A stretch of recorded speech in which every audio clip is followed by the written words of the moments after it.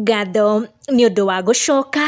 Kenyans are reacting kũrĩ ndeto ici ciĩgiĩ Karen gũkorwo arĩ mũrwaru and spreading virusi.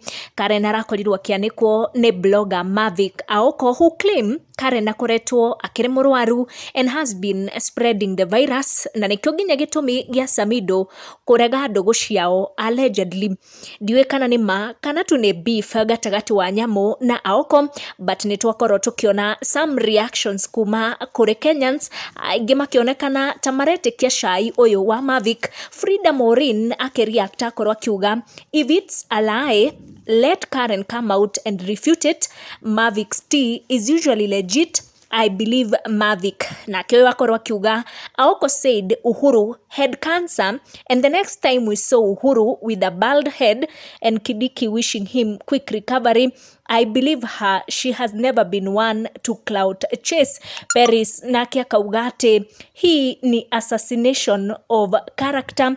Huyo akiuga Aoko has accused almost everyone in the UDA government of being HIV positive, and it appears ni chain indiscriminate sex unites top guys in UDA. She may be right, and that means all the guys at the top are sick.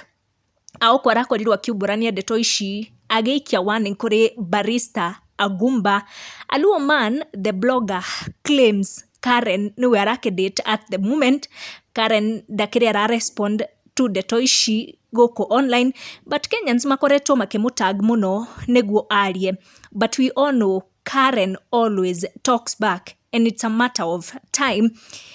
Ndiũĩ mawoni maku nĩ marĩkũ harĩ ndeto ici, kana we nĩ ũretĩkia Mavic Aoko na ndeto ici, kana tu no igenyo na njuko cia social media.